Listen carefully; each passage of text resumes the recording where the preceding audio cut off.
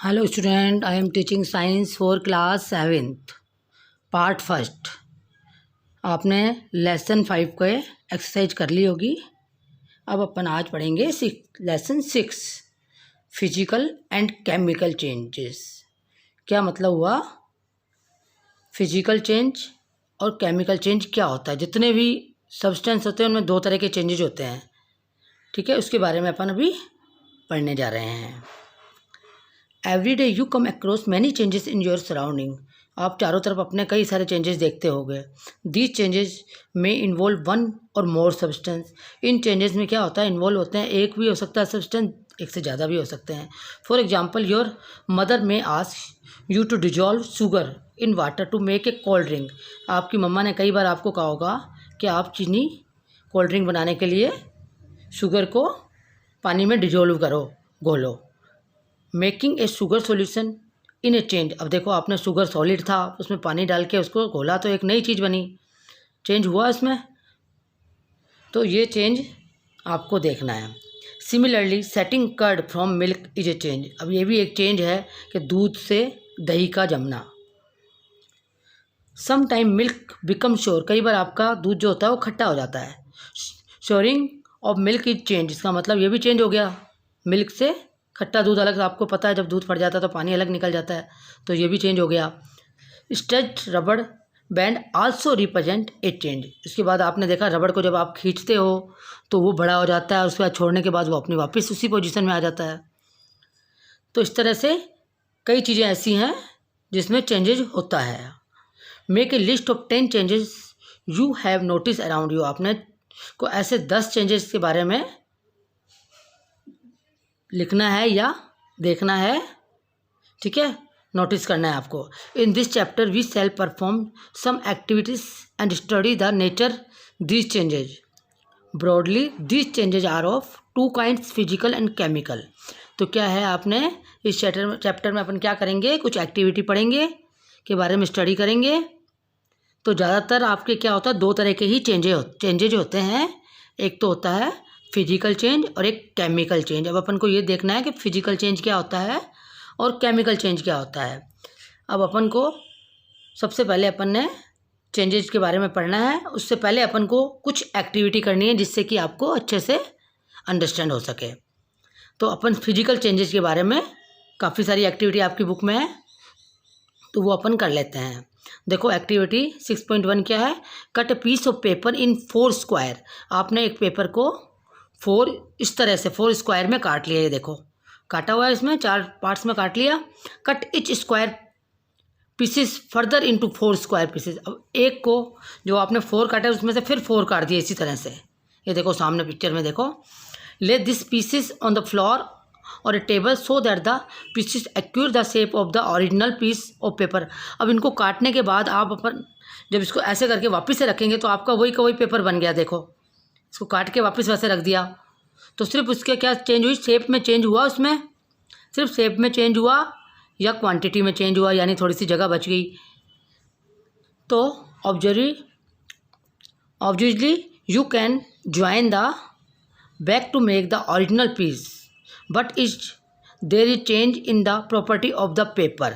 देखो, कुछ original piece को आप जोड़ोगे, आप ज्वाइन करोगे तो क्या होगा, वापस से वही ओरिजिनल पीस आ जाएंगे। ये देखो आपको वैसे कैसे आ गए, बट इसमें चेंज हुआ, कुछ चेंज हुआ आपका। देखो, तो इसी तरह से अपन ने एक एक्टिविटी पढ़ी। अब दूसरी पढ़ेंगे, एक्टिविटी 6.2। अब इसमें क्या किया इसने? Collect the chalk dust laying on the floor near the chalk board in your classroom. ये क्या कर रहा है, आपके क्लासरूम में जो आपका ब्लैक बोर्ड है उसके आसपास जो चौक का वो गिरता है, बुरादा सा गिरता है, उसको इकट्ठा करो। और या फिर crush small pieces of chalk into dust. या फिर आपके चौक के छोटे पीस को मतलब हाथ से चूरा करके डस्ट बना लो, उसकी मिट्टी जैसी बिल्कुल पतला मिक्सचर बना लो।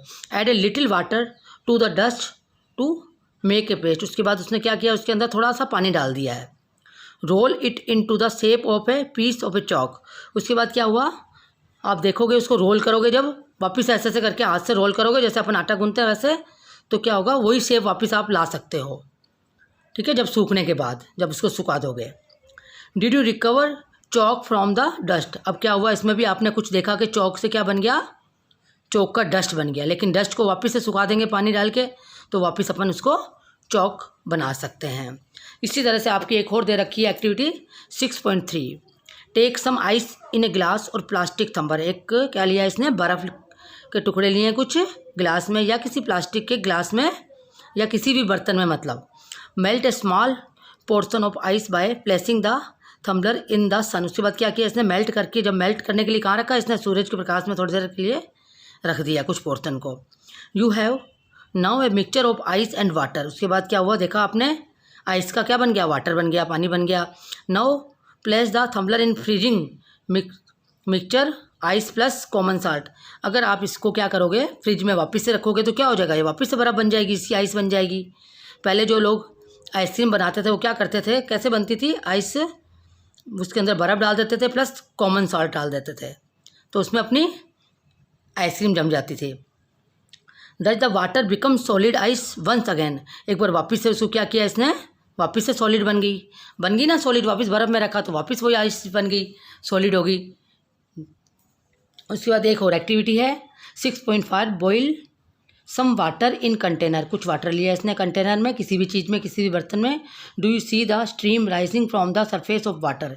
क्या किया उसने, किस में रखा है इसको, थोड़ी देर के लिए गर्म करने के लिए रखा है, तो उसमें से आपको पता है स्टीम निकलती है, धुआं निकलता है। Hold on inverted pan by its handle over the steam at some distance from the boiling water. अब इसने क्या किया, एक बर्तन को या एक थाली को उबलते हुए पानी के ऊपर रख दिया, ठीक है। Observe the inner surface of the pan. तो आप जब उसको उतारोगे, जो ऊपर आपने ढक के रखा है, तो क्या होगा उसमें, आप देखोगे पानी की कुछ कुछ ड्रॉपलेट्स होती हैं, जैसे कि अपन कई बार पानी को बॉईल करना रखते हैं, उसके ऊपर पूरी थाली ढक देते हैं, जब उसको उठाते हैं तो उसके अंदर से ड्रॉपलेट्स पानी की निकलती हैं। Do you see any droplet of water there. तो वहाँ पे क्या निकलता है, ड्रॉपलेट ऑफ वाटर निकलता है, जो उसके ऊपर कोई भी पैन ढका या थाली ढकी।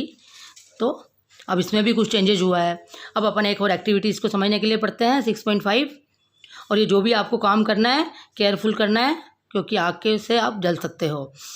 Hold a used hacksaw blade with a pair of tongs. क्या मतलब हुआ इसका, जो आपने एक ब्लेड लो जो कि आपने पहले से यूज की हुई है, ठीक है, उसको किससे पकड़ना है आपको, टोंग्स का मतलब चिमटे से पकड़ना है।